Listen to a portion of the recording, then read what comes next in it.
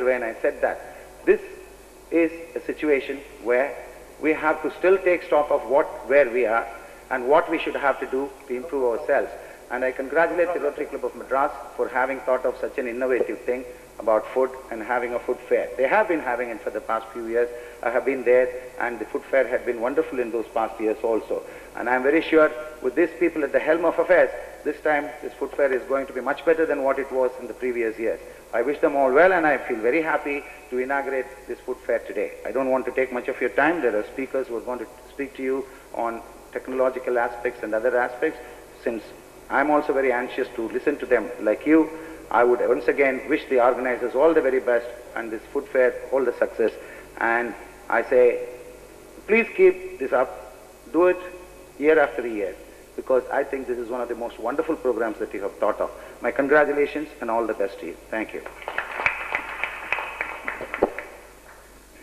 Thank you, District Governor, for your interesting and useful observations. You seem to be equally adept in the art of and science of cooking and food habits as in your profession. Perhaps this is your second profession. And we assure you on behalf of the club that certainly this will be our annual fair. And look forward to your participation as well in whatever capacity it is, as a district governor or as a gastroenterologist or in other capacity. Now, Rotary Club acknowledges the support and guidance of the Department of Cooperation, Food and Consumer Protection, Government of Tamil Nadu, and in particular the personal interest shown by Mr. Swaminathan, Secretary to the Department, in organizing this seminar. It's only appropriate that Mr. Swaminathan now delivers the keynote address. Mr. Swaminathan.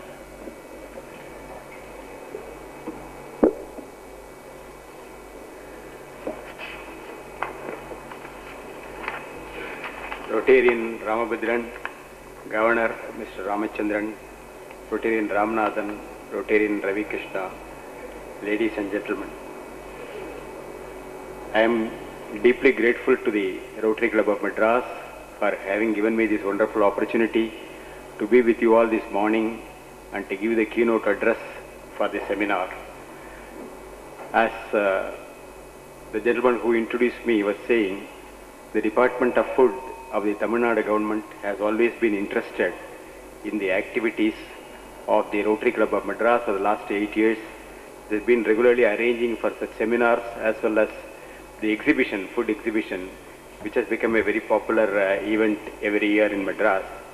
We are very happy that the Rotary Club, which is well known for its various social welfare activities, has taken a lot of interest in the food subject as well as the nutritional aspects of food, and has taken a lead in arranging for this type of an exhibition which serves to educate the people about the varieties of food, about the quality of food, about the nutritional aspects of food, and also gives them a bird's eye view of the way the industry is emerging these days.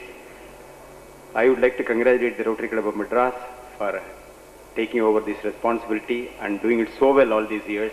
And this year I am told that the record number of stalls have come at Valluvar Kottam. I have no doubt that all of you would be interested in visiting the exhibition and seeing for yourself the wonderful work that is being done in Rotary Club of Madras.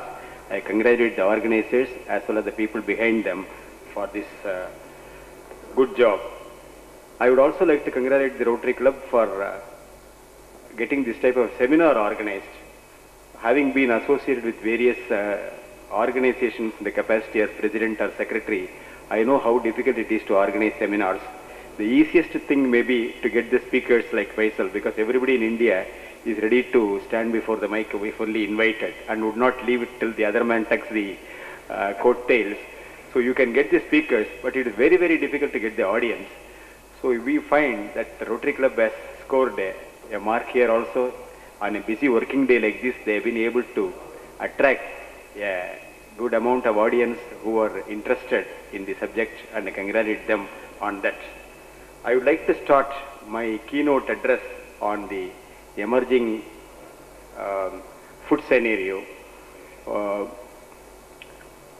with this point that I would not like to bore you for a long time on such a serious subject, but the next 10 or 15 minutes I will try to touch upon a few aspects which may be of interest to you. My address is subject is that it should be of the emerging scenario, but for any discussion about the future, you would always agree that we have to discuss about the past and the present. So I would like to talk about what was the food scenario in 1947 when we took independence from the British. At that time, as some of you may remember, we had a very serious food deficit, and the rationing system was in existence in all fury. It was a very, very severe rationing system. Only about 6 ounces of grains per head was allowed, and everybody has a ration card, not only human beings, but also horses, cattle, pet dogs, everybody. Because there was so much of problem in getting the food grains. We were very much dependent on imports from Burma and other places. We were very much dependent on food aid from America and other countries.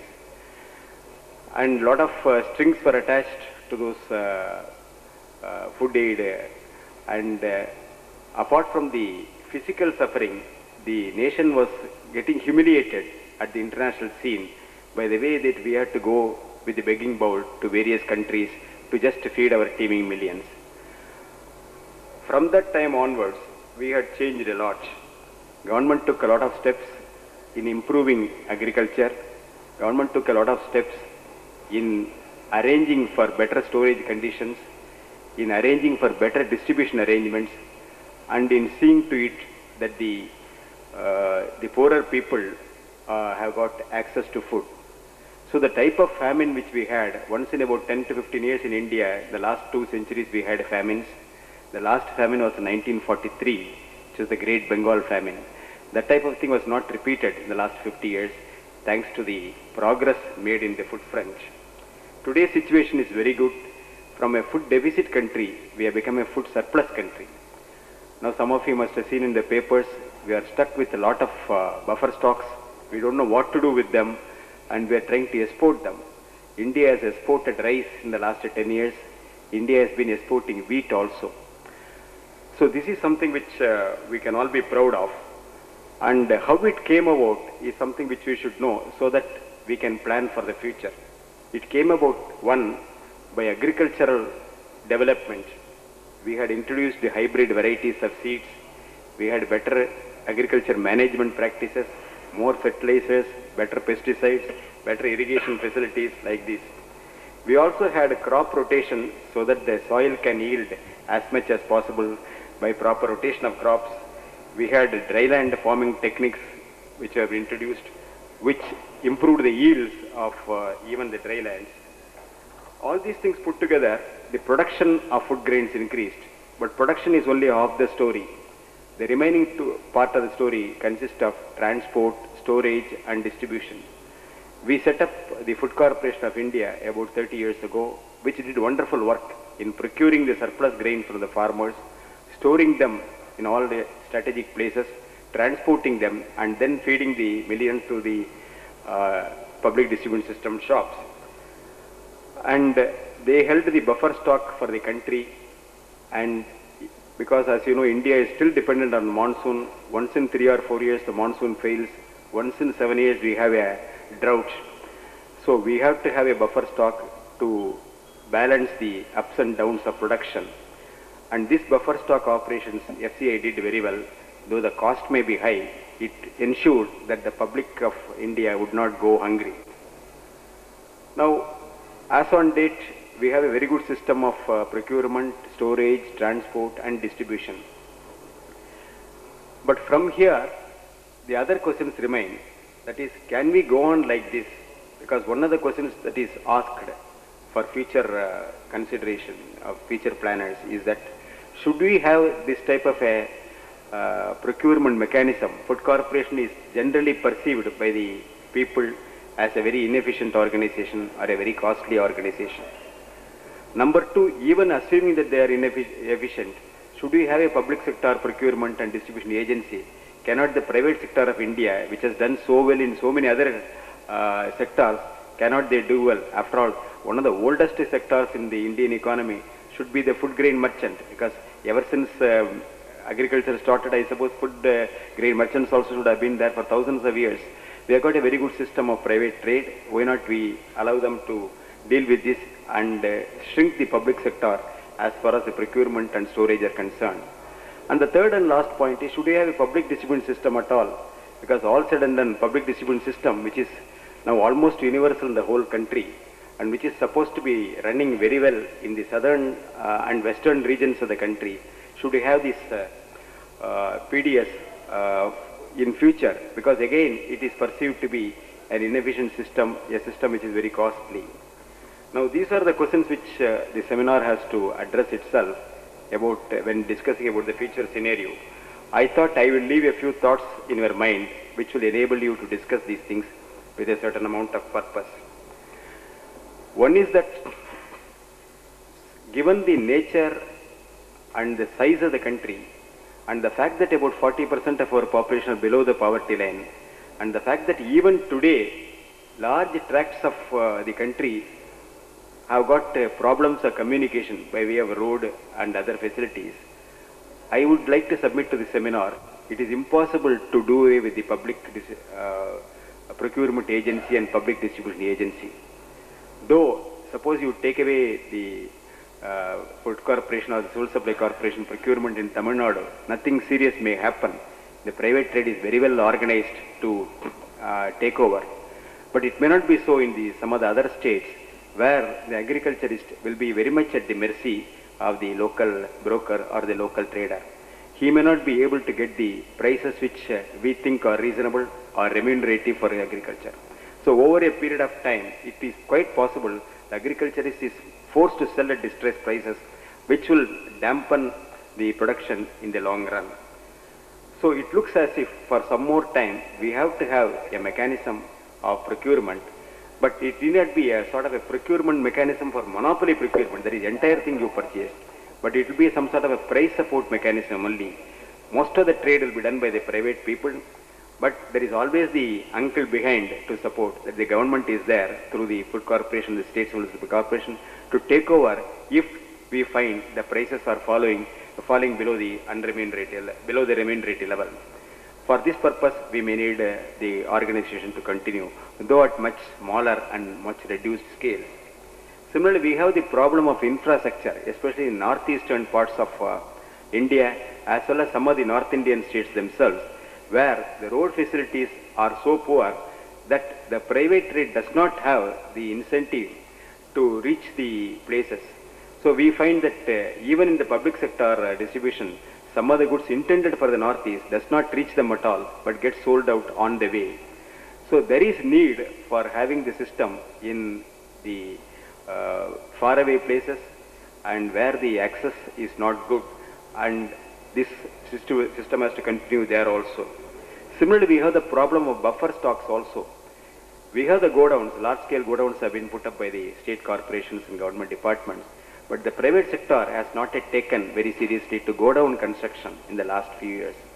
So till the godowns develop in all the areas in a planned way, it may be difficult for us to replace them. But there is a very good scope for the private sector to go for this infrastructure development. It is a very remunerative thing, and I suppose the private industry will take note of this.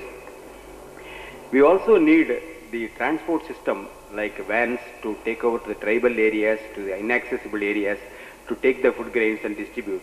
These things may not be economical from the private sector's point of view, but still, since we have to feed the people, the government has to take the responsibility of arranging for the transport. But having said this, these are only some of the exceptional areas where the government and the public sector must have something to do in the future also. The rest of it, which is the majority portion of it, can be easily left to the private trade, and we are moving towards that direction. As some of you may know, we have dismantled many of the controls on the food side and civil supply side. The transport controls, movement restrictions have been removed, checkposts have been removed, the storage limits have been removed. So private sector is encouraged to procure more, to store more, to transport more and trade more, and earn more profits. To the extent liberalization has come, And we are also trying to liberalize our rice mill industry. Rice mill industry is one of the oldest industry which has been controlled for a very long time because it deals with food. Now the moves are on to liberalize it so that more and more modern rice mills come up. Not only the quality of rice produced by them improves, but also the productivity improves and the shelf life is assured. So there also we are going towards this. So in future I would like to submit both have to coexist for at least another 20 years or so.